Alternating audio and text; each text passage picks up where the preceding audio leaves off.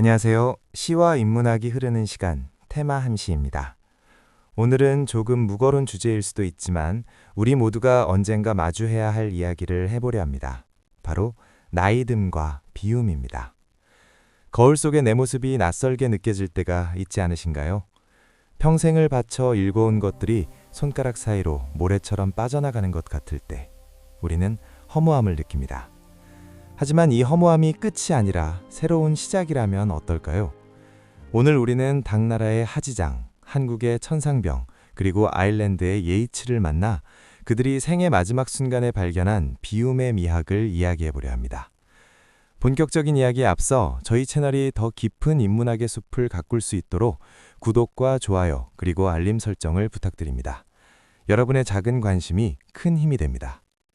첫 번째로 만날 시인은 당나라의 하지장입니다.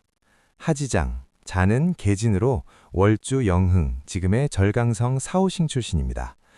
당 현종 때 활동한 시인이자 서예가로 예부시랑, 비서감 등 요직을 두루 거쳤습니다. 여기서 재미있는 점이 있습니다. 하지장은 주광이라는 술에 미친 사람이라는 별명으로도 유명했습니다. 술을 너무 좋아해서 황제 앞에서도 취해 있었다는 일화가 전해지죠. 하지만 황제는 그의 재능과 인품을 높이사 오히려 그를 아꼈습니다. 50년 넘게 타향살이를 하다가 86세가 되어서야 고향으로 돌아왔습니다. 당시로서는 매우 장수한 편이죠. 황제가 직접 송별시를 써줄 정도로 화려한 엔투였습니다. 그런데 고향에 도착했을 때 그를 기다리고 있던 건 환영 인파가 아니라 낯설음이었습니다. 그의 대표작 회양우서, 즉 고향에 돌아와 우연히 쓴 시를 보시죠. 소소리가 노대회, 향음 무게 빈모쇠, 아동 상견 불상식, 소문 객종 하철에. 어려서 집 떠나 늙어서 돌아오니 고향 사투리는 그대로인데 귀민머리만 희었구나. 아이들은 나를 보고도 알아보지 못하고 웃으며 묻기를 손님은 어디서 오셨소? 첫 구절을 보면 소소와 노대, 젊음과 늙음이 단 한 줄 안에서 충돌합니다. 50년의 세월이 순식간에 지나갔음을 보여주죠. 몸은 늙었지만 입에 밴 사투리는 그대로입니다. 향음 무게. 고향 사투리는 변하지 않았다는 말입니다. 변한 것과 변하지 않은 것의 대비가 쓸쓸함을 자아냅니다. 그런데 세 번째 구절에서 반전이 일어납니다. 아동 상견 불상식. 아이들이 나를 보고도 알아보지 못한다는 겁니다. 당연하죠. 하지장이 집을 떠났을 때 이 아이들은 태어나지도 않았을 테니까요. 하지만 하지장의 심정은 어땠을까요? 내가 그토록 그리워했던 고향인데 이제 나를 아는 사람이 없습니다. 마지막 구절이 이 시의 백미입니다. 소문 객종 하철에. 웃으며 묻습니다. 손님은 어디서 오셨소? 객, 손님입니다. 평생을 그리워한 고향인데 정작 돌아와 보니 이방인이 되어버린 거죠. 여기서 주목할 점은 소, 즉 웃으며라는 표현입니다. 아이들은 순수하게 웃으며 묻습니다. 거기에는 악의도, 냉대도 없습니다. 그저 모를 뿐이죠. 하지장은 여기서 화를 내거나 슬퍼하지 않습니다. 오히려 아이들의 질문을 담담히 받아들입니다. 이것은 일종의 해탈입니다. 아, 나는 이제 주인이 아니라 손님이구나. 그렇다면 짐을 내려놓고 가볍게 머물다 가면 되겠구나. 평생을 짊어지고 왔던 권력자 하지장, 명사 하지장이라는 무거운 짐을 내려놓은 순간 그는 진정한 자유를 얻게 됩니다. 이것이 바로 하지장이 보여주는 비움의 미학입니다. 하지장은 이백을 만났을 때 자신의 금 거북 장식을 술과 바꿔 마셨다는 금귀환주 일화로도 유명합니다. 금거북은 3품 이상의 고급 관리들만 찰 수 있는 신분의 상징이었죠. 그런 부와 명예의 상징을 술 한 잔의 즐거움과 바꿀 줄 아는 호탕함. 그에게 인생은 소유하는 것이 아니라 잠시 즐기다 가는 것이었습니다. 하지장이 성공한 자의 여유로운 비움을 보여줬다면 이번에 만날 시인은 가장 낮은 곳에서 비움을 실천한 분입니다. 바로 천상병 시인입니다. 천상병, 1930년부터 1993년까지 일본 효고현 히메지에서 한국인 부모에게서 출생하여 8.15 광복 후 부모를 따라 귀국하여 활동한 우리나라 현대 시인입니다. 천상병 시인의 삶은 그 자체로 시였습니다. 어린 시절 뇌막염을 앓아 고통 속에 살아야 했고 1960년대에는 우리 현대사에서 가장 비극적인 사건 중의 하나인 동백림 사건에 연루되어 모진 고문을 받았습니다. 동백림 사건은 1967년 중앙정보부가 동베를린에 있던 제독 한국인들을 간첩으로 몰아 대대적으로 검거한 사건입니다. 윤희산 선생 같은 예술가들도 이 사건에 연루되었죠. 천상병 시인 역시 혹독한 고문을 받았고 그 후유증으로 평생을 병든 몸으로 살아야 했습니다. 거리를 떠돌며 구걸로 연명하고 때로는 정신병원을 들락날락했습니다. 말 그대로 이 땅에서 가장 비참한 삶을 산 사람 중에 하나였죠. 하지만 놀랍게도 그의 시에는 분노나 원망이 없습니다. 대표작 귀천, 즉 하늘로 돌아간다는 시를 보면 그는 이 고통스러운 삶을 아름다운 소풍이라고 말합니다. 나 하늘로 돌아가리라. 새벽빛 와 닿으면 쓰러지는 이슬 더불어 손에 손을 잡고 나 하늘로 돌아가리라. 노을빛 함께 단둘이서 기슭에서 놀다가 구름 손짓하면은 나 하늘로 돌아가리라. 아름다운 이 세상 소풍 끝내는 날 가서 아름다웠더라고 말하리라. 돌아가리라. 죽음을 소멸이 아니라 원래 있던 곳으로의 회귀로 보고 있습니다. 이것은 불교적 세계관과도 통하고 도교적 자연관과도 맞닿아 있습니다. 그리고 그는 혼자 가지 않습니다. 이슬과 노을과 함께 갑니다. 이슬과 노을은 세상에서 가장 빨리 사라지는 덧없는 존재들입니다. 이슬은 해가 뜨면 증발하고 노을은 잠시 타오르다가 어둠에 잠깁니다.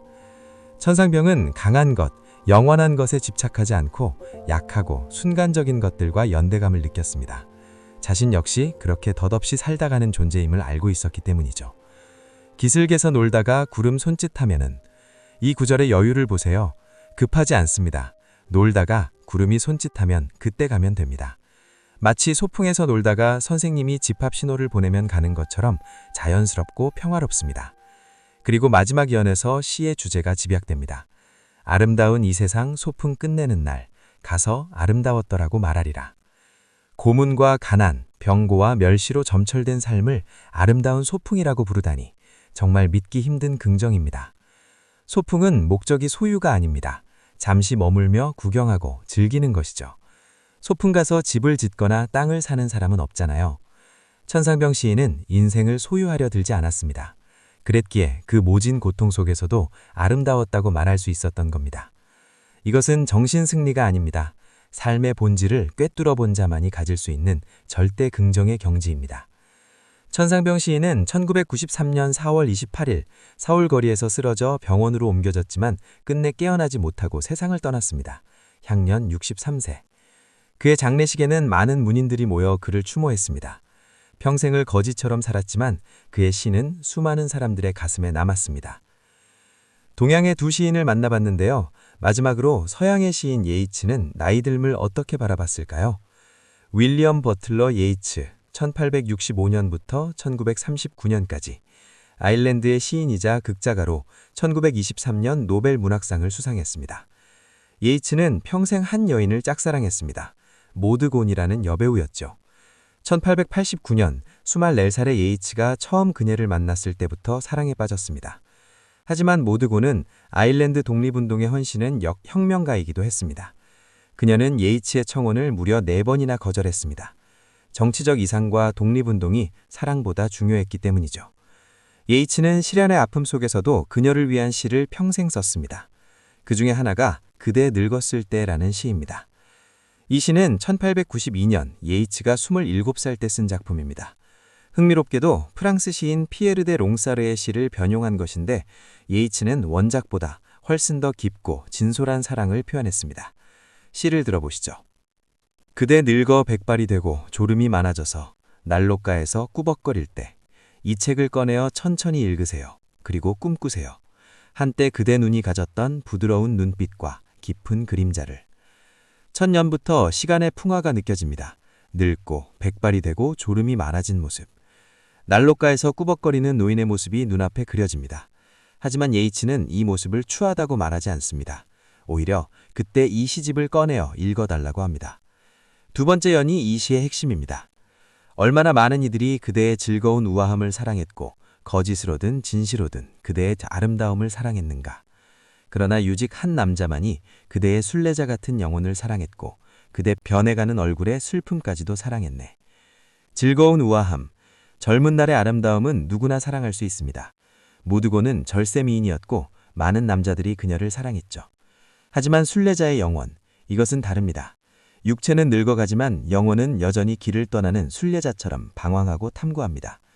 그리고 변해가는 얼굴에 슬픔, 주름이 생기고 피부가 처지고 아름다움이 사라지는 것, 이것은 누구에게나 슬픈 일입니다. 하지만 예이츠는 말합니다. 나는 그 슬픔까지도 사랑한다고. 젊음의 아름다움이 아니라 세월의 풍파를 겪으며 깊어진 영혼을, 그리고 시간이 새긴 얼굴의 역사를 사랑한다는 겁니다.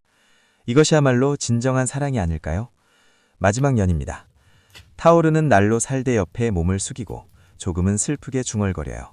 어떻게 사랑이 달아나 저 머리 위 산들을 거닐다가 무수한 별들 속에 그의 얼굴을 감추었는지를. 사랑은 결국 달아나 산을 거닐다가 별들 속의 얼굴을 감춥니다. 하지장의 고향, 천상병의 하늘처럼 예이치의 사랑도 결국 저 높은 별들의 세계, 영원의 세계로 돌아가는 것입니다. 이 시에는 약간의 원망도 섞여 있습니다. 그때 내 사랑을 받아줬더라면 좋았을 것을 이라는 아쉬운 말이죠. 하지만 동시에 이것은 가장 순수한 사랑의 고백이기도 합니다. 늙은 그대의 모습마저 사랑하겠다는, 변해가는 모든 것을 포용하겠다는 선언입니다. 모두고는 결국 다른 남자와 결혼했고 예이츠는 52세에 조지 하이드리스와 결혼했습니다. 하지만 그는 평생 모두곤을 위한 시를 썼습니다. 이것은 집착이 아니라 예술이었습니다. 이루어지지 않은 사랑이야말로 가장 아름다운 시가 된다는 것을 예이츠는 알고 있었던 거죠. 오늘 우리는 세 가지 비움을 만났습니다. 하지장은 사회적 지위를 비우고 손님이 되었습니다. 무거운 짐을 내려놓고 가볍게 세상을 즐기는 자유를 얻었죠. 천상병은 고통과 원망을 비우고 소풍객이 되었습니다. 소유하지 않고 즐기기만 했던 아름다운 여행을 완성했습니다. 예이츠는 육체의 허영을 비우고 순례자가 되었습니다. 얼굴은 변해도 영혼은 여전히 순례하는 그 깊이를 발견했습니다. 나이 듦은 잃어버리는 과정이 아닙니다. 불필요한 것들을 비워내고 그 자리에 본연의 나를 채우는 과정입니다. 거울 속의 흰머리가, 늘어가는 주름이 서글프게 느껴지신다면 오늘 만난 시인들의 말을 기억해 주세요. 당신은 낡아가는 것이 아니라 투명해지고 있는 것입니다. 그럼 오늘 함께 나눈 시들을 낭송으로 들려드리며 마무리하겠습니다. 시의 언어가 주는 평안을 느껴보시기 바랍니다. 먼저 고향에 돌아와 이방인이 된 하지장의 회양우서입니다. 소소리가 노대회, 향음무게 빈모쇠, 아동상견 불상식, 소문객종 하철에, 어려서 집 떠나 늙어서 돌아오니 고향 사투리는 그대로인데 귀민머리만 희었구나. 아이들은 나를 보고도 알아보지 못하고 웃으며 묻기를 손님은 어디서 오셨소? 이어서 고통을 아름다운 소풍으로 승화시킨 천상병의 귀천입니다. 나 하늘로 돌아가리라. 새벽빛 와 닿으면 쓰러지는 이슬 더불어 손에 손을 잡고 나 하늘로 돌아가리라.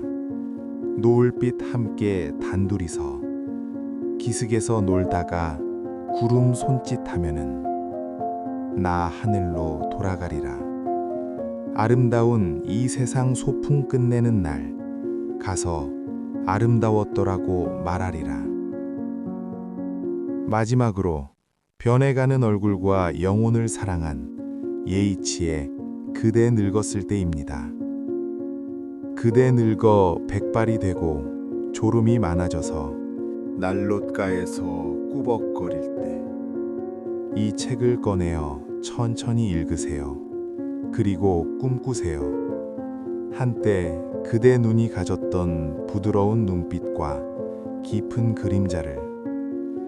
얼마나 많은 이들이 그대의 즐거운 우아함을 사랑했고 거짓으로든 진실로든 그대의 아름다움을 사랑했던가. 그러나 오직 한 남자만이 그대의 순례자 같은 영혼을 사랑했고 그대의 변해가는 얼굴에 슬픔까지도 사랑했네.